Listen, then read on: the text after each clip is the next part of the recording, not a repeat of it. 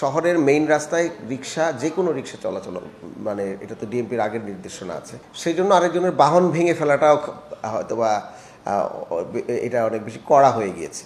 তো এই জন্য আমরা তাদেরকে শুধুমাত্র ভেঙেছি তা না, আমরা তাদের চাকরির ব্যবস্থা করে দিয়েছি যেন তারা আবার আরেকটা রিক্সা নিয়ে না নেমে যায়। অর্থনীতিকে আমরা 50,000 টাকা করে আমরা 3 জনকে 1.5 লাখ টাকা দিয়েছি। কিন্তু এর সাথে সাথে আমাদের মেসেজ হচ্ছে, রাস্তায় যারা বের হবেন পুলিশ কিন্তু তাদেরকে তাদের বাহনগুলো আটক করে কিন্তু ডাম্পিং করবে। যে কোনো অবৈধ বাহন যখন রাস্তায় চলে, সেটা যদি লাইসেন্স না থাকে, কাগজপত্র ঠিক না থাকে, তখন পুলিশ কি করে? ডাম্পিং করে। অবৈধ যে ময়লার কাজ আছে সেখানে আপনাদেরকে ইনভলভ করে দেওয়া হবে। সুতরাং এটা বেশি ইনভলভমেন্টও নাই, সারাদিন কাছে আপনারা বললেন ভাড়া আনা রিক্সা, তারপরও আপনার একটা প্রশ্নই আসে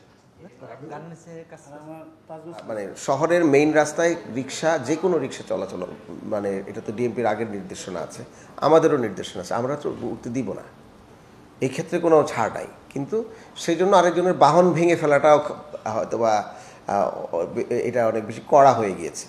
তো সেই কারণে আমি ভাবলাম যেটা এইটা আমাকে আসলে, কারণ এই দরদের শহরই তো আমার কাজ। তো এই জন্য আমরা তাদেরকে শুধুমাত্র ভেঙেছি তা না, আমরা তাদের চাকরির ব্যবস্থা করে দিয়েছি যেন তারা আবার আরেকটা রিক্সা নিয়ে না নেমে যায়। বরঞ্চ অর্থনীতিকে আমরা 50,000 টাকা করে আমরা 3 জনকে 1.5 লাখ টাকা দিয়েছি এবং তাদেরকে সাথে আমাদের কমিটমেন্ট হয়েছে তারা চাকরি করবেন। আমরা স্পেস তৈরি করে দিয়েছি আমাদের জোন 5-এ, ওখানেই তাদের পরিবারগুলো চাকরি করবে এবং এইরকম রিক্সা নিয়ে, অবৈধ রিক্সা নিয়ে তারা আসবে না। কিন্তু এর সাথে সাথে আমাদের মেসেজ হচ্ছে, রাস্তায় যারা বের হবেন পুলিশ কিন্তু তাদেরকে তাদের বাহনগুলো আটক করে কিন্তু ডাম্পিং করবে। যে কোনো অবৈধ বাহন যখন রাস্তায় চলে, সেটা যদি লাইসেন্স না থাকে, কাগজপত্র ঠিক না থাকে, তখন পুলিশ কি করে? ডাম্পিং করে। তো সুতরাং আমরা আইনগতভাবে ডাম্পিং করার পরামর্শ আমরা দিয়েছি। তো ডাম্পিং চলবে না, ডাম্পিং চলবে। আমরা ডাম্পিংয়ে যে প্রসেস সেটা যাবে, এটা তো থেকে একটুখানি করা হয়ে গিয়েছে, অনেকের মধ্যে করা হয়েছে। আমরা একটা কড়া মেসেজ দিতে চেয়েছি। একটা কাজ করতে গেলে কিছু সময়, অনেক সময় একটা কড়া বিষয় করতে গিয়ে অনেকে হয়তো বা মানে কষ্ট পেয়ে যেতে পারেন।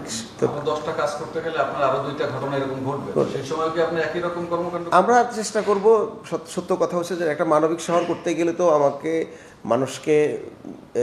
মানুষের যন্ত্রণাটাকে আমাকে আসলে বুঝতে হবে। যদি না বুঝে আমরা শহর চালাই, শহর তো একটা মেকানিক্যাল জায়গা না। তো আমরা চেষ্টা করব মানে আমাদের অন্যান্য ড্রাইভগুলোর ক্ষেত্রেও আমরা সর্বোচ্চ পরিমাণে মানে সহনশীল থেকে কাজ করতে, কিন্তু আইনের ক্ষেত্রে তো আমরা ছাড় কোথাও দিব না।